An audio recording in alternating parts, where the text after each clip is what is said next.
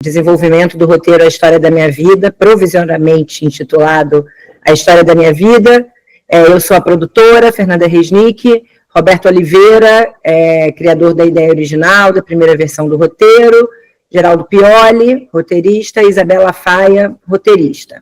Eu comecei a escrever um esboço desse roteiro, né, ter essa ideia ali por 2018, por vários encontros já que eu tinha tido com a personagem, a Terezinha, que o roteiro todo é baseado nas passagens, né, na história da Terezinha. Ela sempre me contava a dificuldade que ela teve para ir estudar, que o pai era contra, então isso foi muito difícil, foi uma luta, que ela se escondia no banheiro, na casinha como era chamada, né, que ficava ali perto da casa principal, para poder estudar. E daí quando ela se forma, se forma na normal, que ela começa a dar aula num sítio que ficava a 11 quilômetros da chácara onde ela morava, e esse percurso muitas vezes ela fazia a pé, porque não tinha outra maneira, ou a cavalo, e muitas vezes pegava chuva no caminho, então chegava toda molhada, toda cheia de lama. Tinha um aluno que às vezes acompanhava ela em todo o percurso e dormia na casa dela para no outro dia voltar com ela para a escola, para ela não fazer isso sozinha. Então isso tudo me chamou muita atenção, e essa luta dela, né, para estudar. Depois ela conseguiu fazer a faculdade, e ela fazia faculdade numa cidade próxima a Ribeirão Claro, era Santa Cruz do Rio Pardo. Ela pegava uma Kombi com mais algumas mulheres para ir até, isso era, o período era noturno, então ela fazia esse percurso de Kombi para ir para a faculdade, voltava para a cidade. Sempre foi uma luta muito grande. Ela fez aí com que, quando ela conheceu o José, o seu marido, ele também não sabia ler e escrever, ela fez ele ir para a escola, ele aprendeu a ler, a escrever, e depois ela faz a mãe dela aprender a ler e escrever. Como eu conhecia a história de perto, eu pensei comigo, tem que ter alguém de fora para tentar dar uma cara diferente nisso, né? Pensar com uma cabeça diferente do que era a história mesmo, né? Para tentar dar um outro ritmo, uma outra vida para os outros personagens também. Foi quando pensei na Isabela Faia, que é uma excelente roteirista, e ela não conhecia essa história, né? Ela não viveu no interior do Paraná, então para ela muita coisa também era nova, e ela trouxe a experiência dela como roteirista para o projeto. Então isso foi muito bom, né, pro roteiro. E o Geraldo Pioli, ele tem uma experiência de vida parecida, né, com a da personagem. Então ele, por sua vez, entendia mais da história mesmo sendo contada, das passagens, o que é morar numa casa lá do interior do Paraná, o que é uma plantação de café. Então deu uma mistura muito boa, né? Eu acho que isso fez com que agregasse valores diferentes, né, no projeto, dos dois roteiristas, e mais a história que eu ouvi da personagem. Então isso deu um olho muito bom pro roteiro. O Roberto Oliveira me mandou uma sinopse, na verdade um argumento, um pré-roteiro já, solicitando, perguntando se eu tinha interesse em colaborar na construção desse roteiro. E eu gostei demais da história, porque se trata de uma moça que tinha muita vontade de estudar, isso nos anos 70, no Brasil, no sul do Brasil, e ela enfrentava a oposição de um pai. Na época, a gente sabe, né, no Brasil, e não só no Brasil, em boa parte do mundo, a educação até aí esse período não tinha muita importância no meio rural. A importância que os pais davam, principalmente era para o trabalho, né, quando os filhos cresciam um pouco, para trabalhar, ajudar na roça, né, no campo. E aí então essa coisa do estudo, ela era relegada a um segundo plano ou a plano nenhum, né, no Brasil, infelizmente. Olá, sou Isabela Faia e vim falar sobre o desenvolvimento do roteiro da história da minha vida.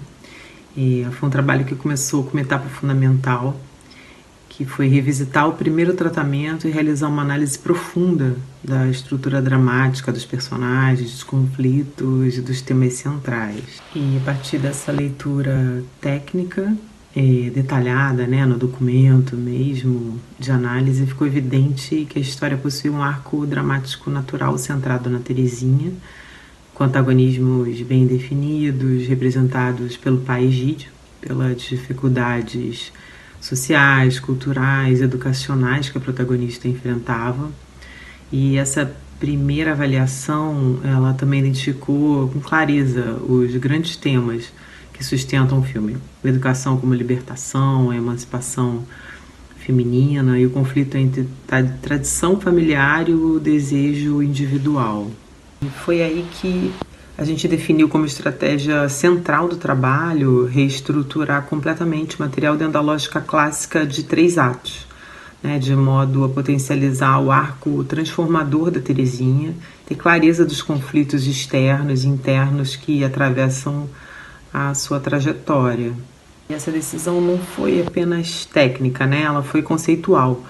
A estrutura em 3 atos permitiu organizar os acontecimentos reais de forma mais clara, enfatizando a progressão dramática da protagonista, né, a opressão, a descoberta da sua própria voz através da educação, enquanto a gente iluminava assim, com mais nitidez os antagonismos que operavam sobre a sua vida: controle paterno, preconceito contra a educação feminina, os desafios econômicos e emocionais daquela família, as limitações impostas pelo contexto rural, pelos acontecimentos que eram naturais mesmo daquele lugar, como a geada negra, né, as dificuldades financeiras que chegavam.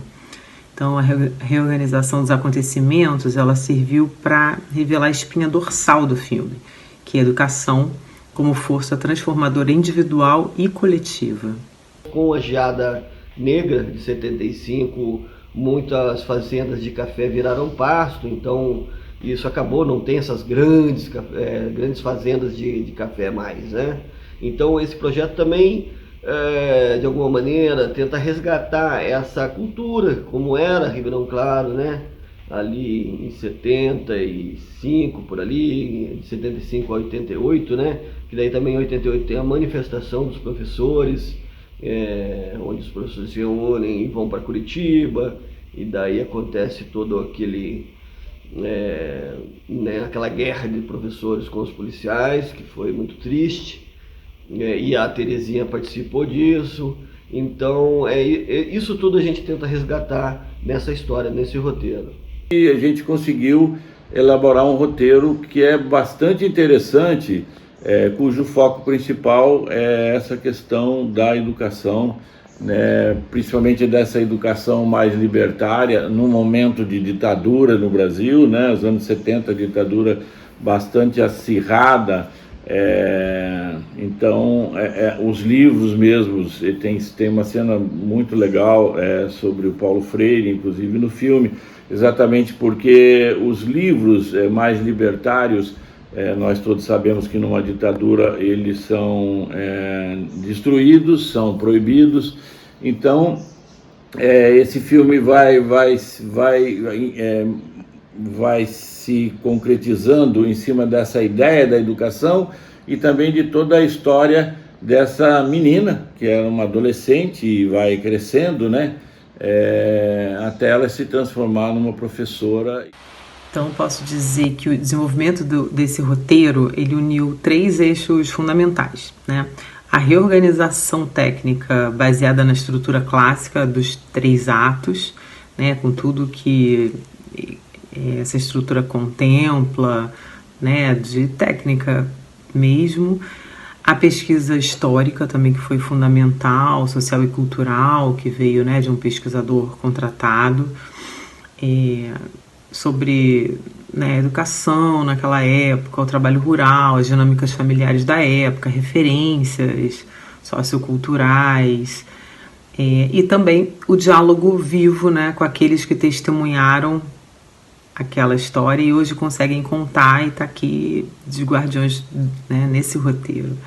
Então, cada ato reescrito carregava, portanto, tanto o rigor da dramaturgia quanto um pulsar íntimo da memória familiar.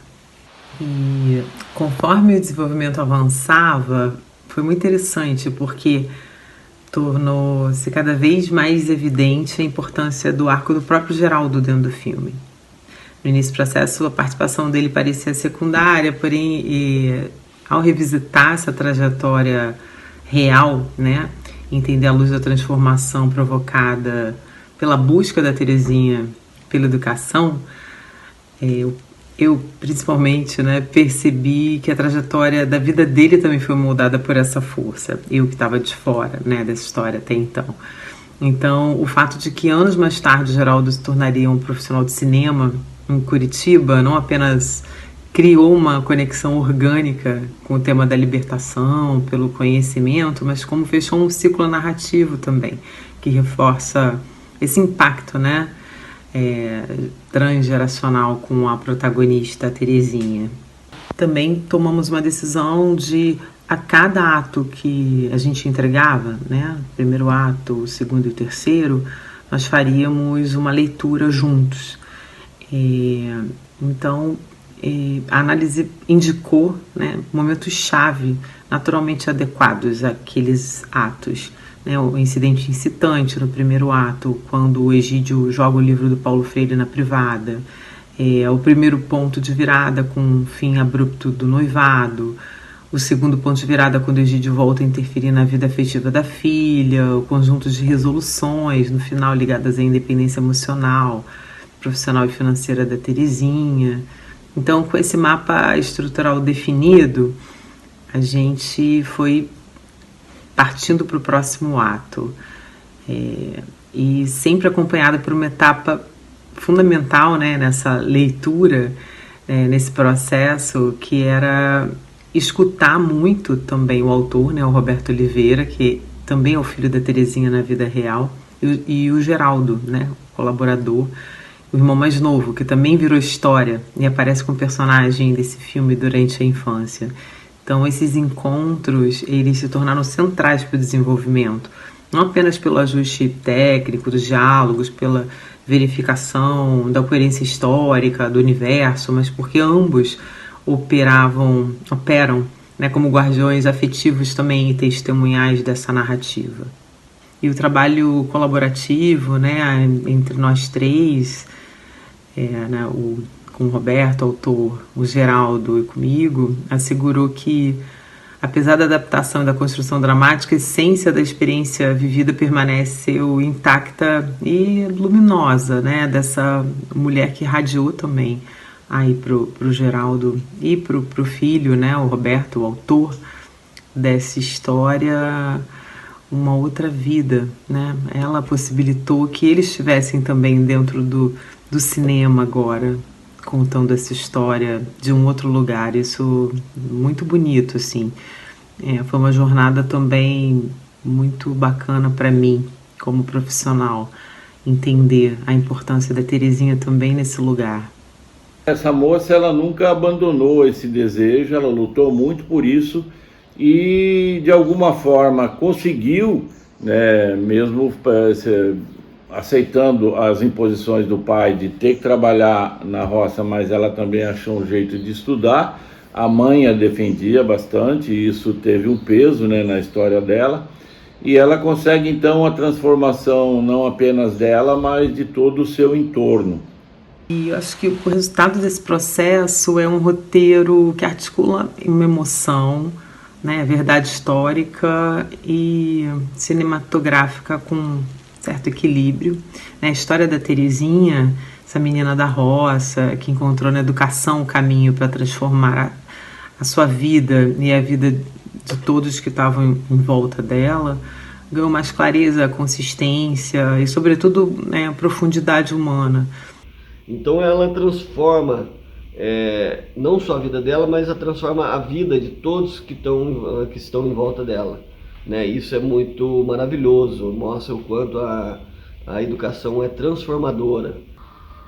E já com o projeto finalizado, né, com o roteiro pronto, nós fomos para Ribeirão Claro, eu e Fernanda Resnick, a produtora do projeto, para dar a palestra sobre o roteiro na cidade de Ribeirão Claro. E nesse encontro nós conseguimos reunir Terezinha, algumas amigas que lecionaram junto com ela na Escola Gavioli, onde ela, né, passou a maior parte do tempo lecionando, e alguns alunos dela da época do sítio, né, nesse percurso que ela fazia a pé, né, 11, 12 quilômetros ali da cidade. Um deles até era o Zezinho, que é o que fazia o percurso com ela a pé, dormia na casa dela para não deixar ela caminhar sozinha, né, todo esse trajeto. E nesse dia, né, também era o aniversário do Zezinho, então foi uma grande comemoração, fechando o projeto com chave de ouro, né, com esse encontro da Terezinha, com as amigas que lecionaram junto e com os alunos da época do sítio. Foi muito bom.